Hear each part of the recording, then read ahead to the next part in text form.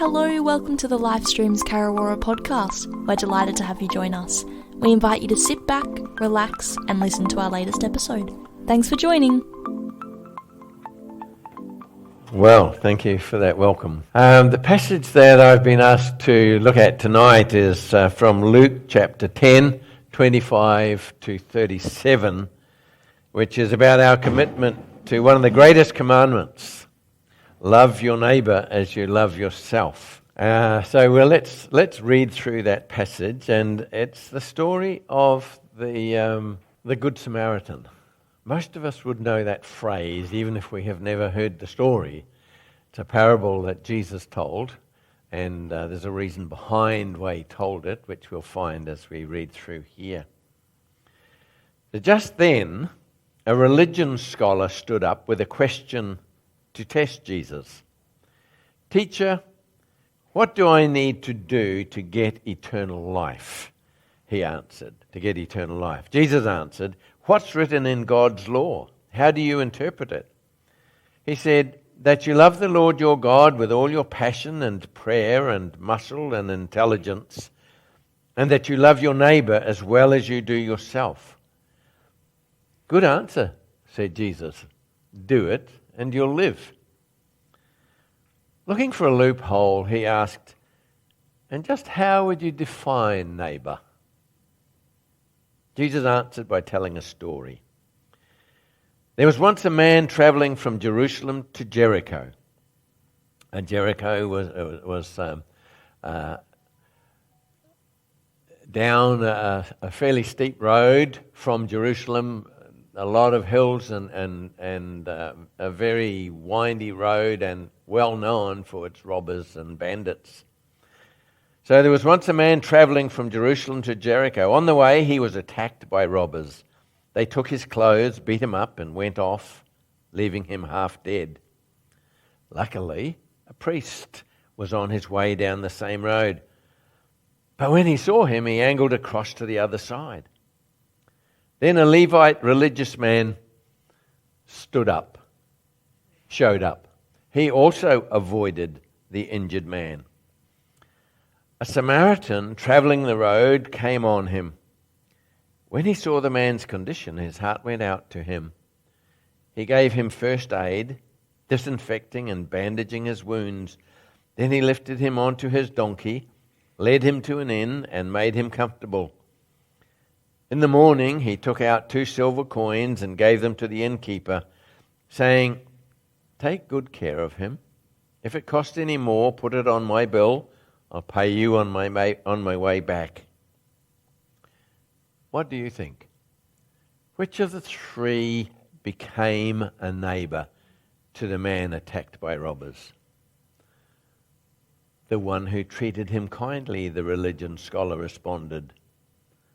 Jesus said, "Go and do the same." Now, to help us hear this story as Jesus intended it to be heard, we need a little historical background, and particularly in relation to the main characters. Firstly, the religion scholar who asked the question, who was this guy who wanted to test Jesus' understanding of the law?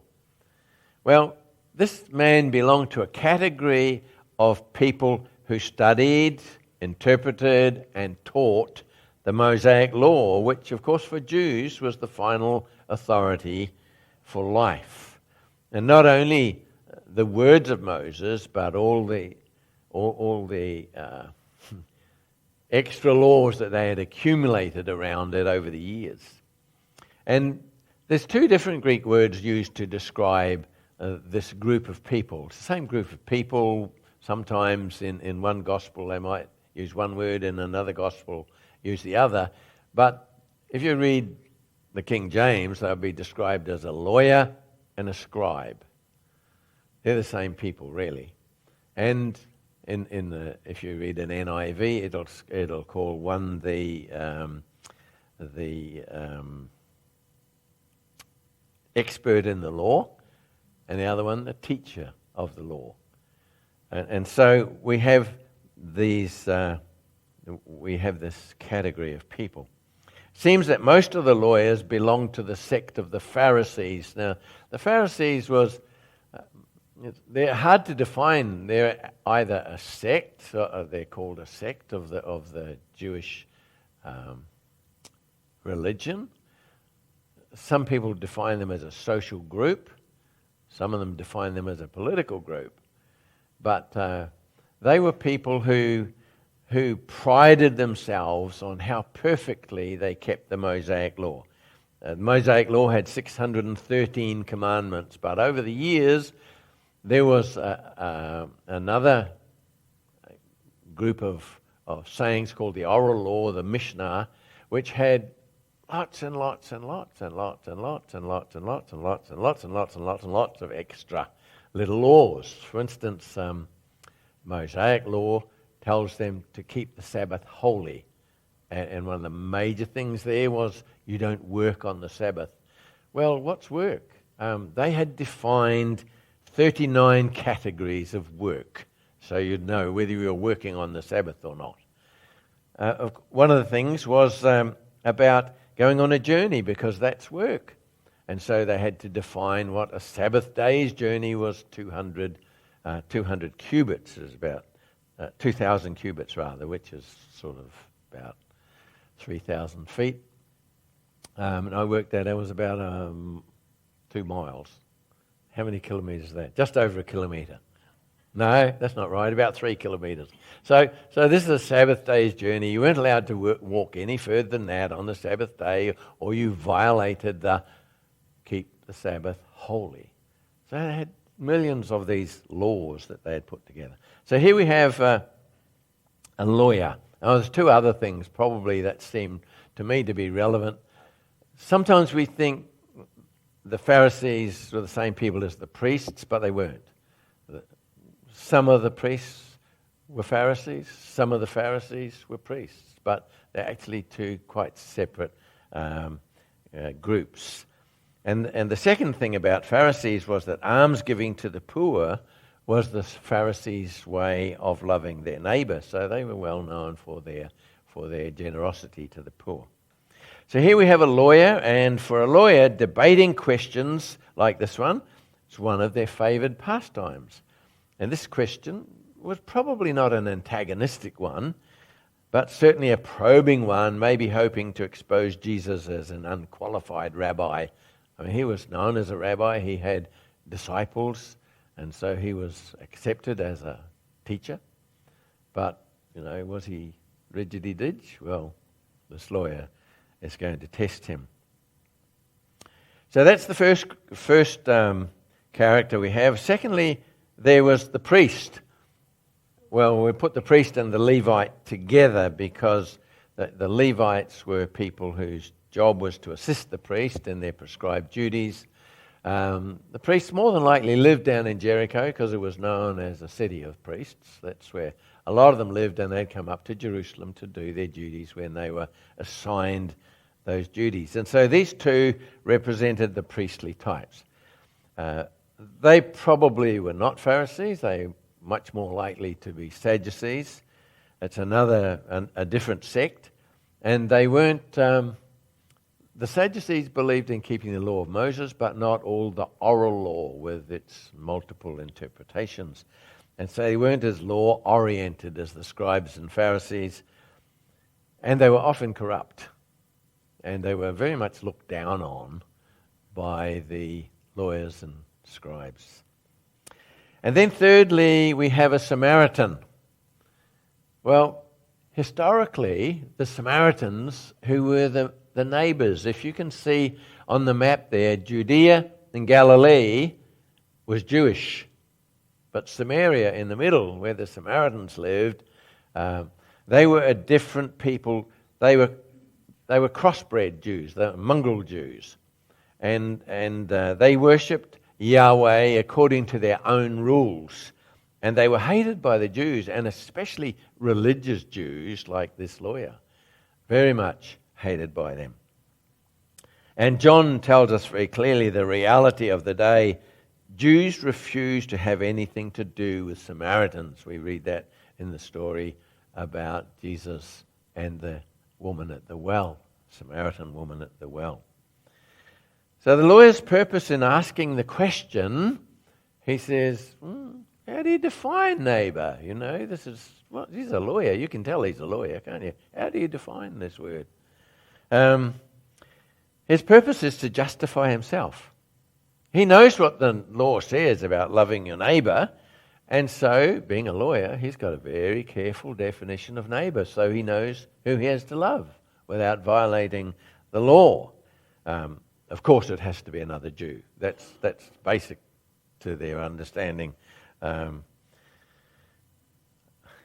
who a neighbour was. And Jesus' purpose in telling the parable, as he responds to this question, how do you define a neighbour?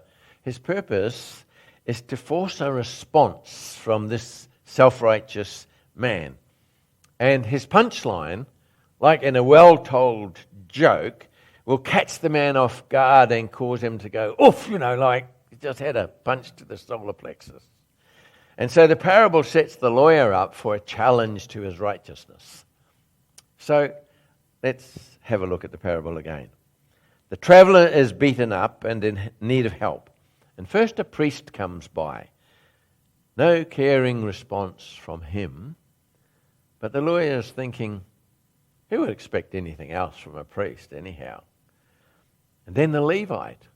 Again, he offers no help. And again, Jesus' story confirms the lawyer's own self-righteous thinking. And by now he's congratulating himself and smugly guessing that the next person will be a Pharisee who will stop and minister to the man. But no, it's a hated Samaritan. And it's the Samaritan who fully obeys the law of God, which the lawyer himself likes to wriggle around. And then Jesus asks him the right question. Not who is my neighbour, but who became a neighbour to the needy man. It's interesting to see the lawyer's response because he knows he's been exposed by that answer, but he can't even bring himself to say the Samaritan. He says, the one who helped him. Not going to talk about a Samaritan. So Jesus says, you go and do the same. You go and be a neighbour to anyone in need. But of course that word was not just for him, but for us. And incidentally, what did the law say to a situation such as this? Well, if we go back and have a look at the law of Moses, in every point the law taught one's responsibility to one's fellow man, not just to one's friends, but even to enemies and strangers. And in Exodus 23, we read this. If you come upon your enemy, all right? If you come upon your enemy's ox or donkey that has strayed away, take it back to its owner. If you see that the donkey of someone who hates you has collapsed under its load, do not walk by. Instead, stop and help the one who hates you. Doesn't sound too far from what Jesus told us. Love your enemies. Most of us probably want to be a bit like the lawyer and wriggle around that one just as much as possible. Loving your enemies is not always the easiest thing that Jesus taught us. And then in Leviticus 19, when an alien lives with you in your land, do not mistreat him. The alien living with you must be treated as one of your native born. Love him as yourself, for you were aliens in Egypt. So that was the law, but over the centuries, the Jews, wanting to avoid the more challenging parts of the law, had narrowed down these obligations by their myriad of rules and interpretations that they had accumulated around the law of Moses. So what does all that mean for us today? Well, before we get into that, let's look at a couple more related things. You'll recall from our introduction to Luke, when was it, back in February, did you say? That one of Luke's specific focuses is Jesus' ministry to social outcasts. You probably already came across that back in chapter 7, as you've been going through, where Luke relates the story of the immoral woman who anoints Jesus' feet. And Luke also mentions publicans and Samaritans and even the prodigal son being treated with kindness and compassion by Jesus. So, no surprise that here he tells a story favorable to a Samaritan. Except for one thing. Because a few verses earlier we find this story. When it came close to the time for his ascension, Jesus gathered up his courage and steeled himself for the journey to Jerusalem. He knew the cross lay ahead of him. He sent messengers on ahead. They came to a Samaritan village to make arrangements for his hospitality. But when the Samaritans learned that his destination was Jerusalem, they refused hospitality.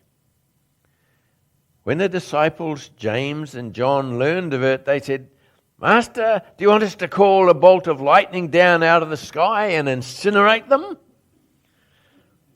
Jesus turned on them, "Of course not." And they travelled on to another village.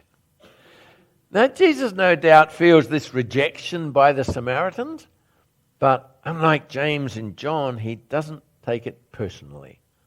And he doesn't use this experience to blacklist all Samaritans. He came to save the world. And it makes no difference to him whether they like him or hate him. He loves them. And then there's an interesting passage in the Jewish law which relates to the sabbatical year. Sabbatical year, every 7th year under the Jewish law was to be a year of release. Release for every Jewish debt. That would be wonderful, wouldn't it? I mean, if you went to the bank every 7 years and they wrote your debts off, that would be great. Well, under the Jewish law, your debts had to be released every 7 years. And not only that, if you had sold yourself, if you were so in debt and had no way of recouping that debt, you could sell yourself as a servant or a slave to another Jewish person. But at the end of the 7th year, they had to release you. So it was the year of release. And Deuteronomy chapter 15 deals with this. And it's really interesting to walk through this passage. I'll just look at 3 verses. In verse 4, "But there will be no poor among you, for the Lord will bless you in the land that the Lord your God is giving you for an inheritance to possess." Nevertheless, as we read on to verse 7, it says this, "But if among you one of your brothers should become poor, in any of your towns within your land that the Lord your God is giving you, you shall not harden your heart or shut your hand against your poor brother." You need to read this whole chapter to get it fully in context, of course. But then we go on to verse 15. It says, "For there will never cease to be poor in the land. Therefore I command you, you shall open wide your hand to your brother, to the needy and to the poor in your land." So here's the narrative. If you obey me, I will bless you so much there will never be poor in the land. But if someone does become poor, be careful that your attitude is merciful. And don't just say, "Oh, well, he deserves that. Look at the way he lives." And the reason, because realistically, given sinful human nature, there will always be poor among you. The first time I sort of read that chapter through, thinking about it as I went, I thought, this is amazing. There'll never be poor. But if there are, be careful, because there'll always be poor. It's an interesting progression as you go through this chapter. All right, well, let's come now to some application. And the first one is this: God is invested. Oh, my goodness. Sorry about that. God is invested in the poor, and he shows particular concern and compassion for them. A pastor said to me just this week, I've been reading the Psalms recently again and cannot get away from the concern that God shows for the poor. Seems like he warns and threatens the rest of us about our behaviour, but he only ever shows compassion to the poor. And of course, that's not just in the Psalms. For example, right through Proverbs, we meet passages like this frequently in Proverbs. He who is kind to the poor lends to the Lord, and he will reward him for what he has done. I thought that was a fascinating word. If you're kind to the poor, you lend to the Lord. You don't give it to him, you just lend it to him. God will repay you. God will reward you for what you've done. Interesting word, lends. And then Proverbs 11:25, and I think this is a really beautiful verse. And one year, I think in our church we took it for our motto for the year. A generous man will prosper. Or woman. Sorry, that's the NIV. He who refreshes others will himself be refreshed. And then in Luke 4:18, of course, we find Jesus taking the mandate of Isaiah 61 for himself. The Spirit of Yahweh. Is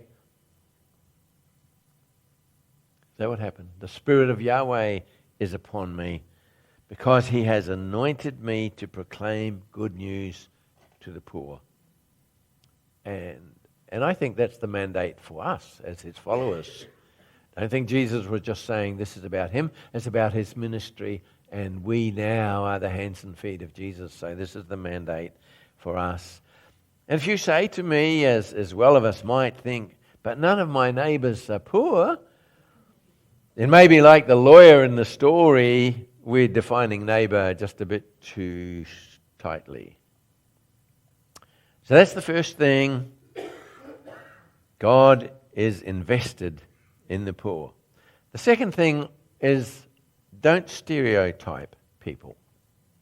You know, I thought as I read this passage, these few chapters around chapter 10, I think the lesson that the Spirit of God is teaching us from this close proximity of these two stories about the Samaritans that Luke has, one in chapter 9 where Jesus is not even allowed to stay in a Samaritan village, and then in chapter 10 as he tells us the parable of the Good Samaritan. I think that the Lord's teaching us something from that. Don't stereotype people. To put it another way, don't take offense at a group of people over any particular incident. And I say that because you might have noticed, as I have, that we Aussies are terribly racist. Probably the strongest evidence of that is how vehemently we react to that assertion. Well, I've found most people do, quite strongly. I'll tell you a story about a friend who now is much older and much wiser than when this story comes from. In fact, she's now a Christian counsellor in a ministry to homeless and other disadvantaged people. But one day, she and her family were slagging off at how much money was being spent on Aboriginal people in WA. All the waste, all the financial benefits only available to black people, all their false claims of disadvantage, etc., etc., etc. After a while, I gently said, we're not racist, are we? Which was met with very strong affirmations. No, we're just being realistic. Well, a little later in the day, some mention was made of the disadvantages that women suffered from in our society. You know, wage discrimination, the glass ceiling, all that kind of stuff. So I decided to play devil's advocate and said, I don't think that's as real as all the feminists make out. It's all really just a matter of perception. If someone's told often enough they're disadvantaged, then they start to believe it. Well, that set the cat among the pigeons, I can tell you. And I got harangued for the next 20 minutes on feminine disadvantage, with the clincher being, you're not a woman, so how would you know? So I waited until the temperature in the room had come down a bit, and then I said to them, you're right, I'm not a woman, so how would I know? I don't really understand feminine disadvantage, but if I can just take you back to an earlier conversation, I'd like to point out that you're not a black person, so you don't really understand black disadvantage. In fact, I said most of the earlier discussion was quite racist. You see, to a large extent, it is all a matter of perception. For example, a senior Aboriginal tribal elder and pastor who's one of my closest friends has many different perceptions about black issues from the non-Christian members of his tribal group. And, of course, stereotyping is all about perception rather than reality. Build relationship and stereotyping disappears. Build relationship and stereotyping disappears. Okay, so the third question is, the third point is, who is my neighbor? And Jesus makes it clear, who am I willing to be a neighbor to is the real question. And I think our preferred neighbors are people like us. In fact, we often try to protect our neighborhoods from people who are not like us. And I guess the current rejection by the city of Perth of a new location for Rua's Home for the Homeless, that's one of the Catholic ministries in the city, wanting to move into a new venue, being rejected by the city council because they don't fit in that neighbourhood. You know, they're not the right kind of neighbours. So their Home for the Homeless has been, at this stage, they've told you can't have that property. You can't put people there because we don't want those kind of people in our neighbourhood. But Jesus' parable quite specifically shows us a different way, his way. That's becoming a neighbour to those unlike us, even hostile to us. Showing his love, which is defined, I think, in our most fundamental understanding of the gospel. John tells us in his gospel, this is how much God loved the world. He gave his Son, his one and only Son. And this is why, so that no one need be destroyed. By believing in him, anyone can have a whole and lasting life. God didn't go to all the trouble of sending his Son merely to point an accusing finger, telling the world how bad it was. He came to help, to put the world right again. And I think that's a challenging statement for us, for the church to hear. We've been really good at pointing an accusing finger, telling the world how bad it was. If we want any credibility at all, I think we need to realize that our call is rather to help, to put the world right again. And then, application number 4, what does it mean to love our neighbor? Well, I think Jesus beautifully clarifies that in this parable without ever mentioning the word love. And the Apostle John puts it quite clearly as well, and he does mention the word love. He says, this is how we know what love is. Jesus Christ laid down his life for us, and we ought to lay down our lives for our brothers. If anyone has material possessions and sees his brother in need but has no pity on him, how can the love of God be in him? Dear children, let us not love with words or tongue, but with actions and in truth. So one final observation. You haven't got to Luke 17 yet. Obviously you're going to get there pretty soon, seeing we're in chapter 10. But many of you perhaps will know the story about 10 lepers who met Jesus and were cleansed by his word. And only one returned to thank him, and that man was a Samaritan. But did you notice this? There were 10 lepers, 9 Jews, and a Samaritan. Now remember, Jews refused to have anything to do with Samaritans. So this is interesting, because if you're both in the same boat, even strong social norms can be broken. Because the ties that bind us together are often stronger than the rules that separate us. Well, it's that commonality of the lepers in their need which reminds me of an old description of the gospel. It's one beggar telling another beggar where to find bread. And so as we go from here today, let's remind ourselves that we're all beggars. But by the grace of God, He's brought us to the living bread.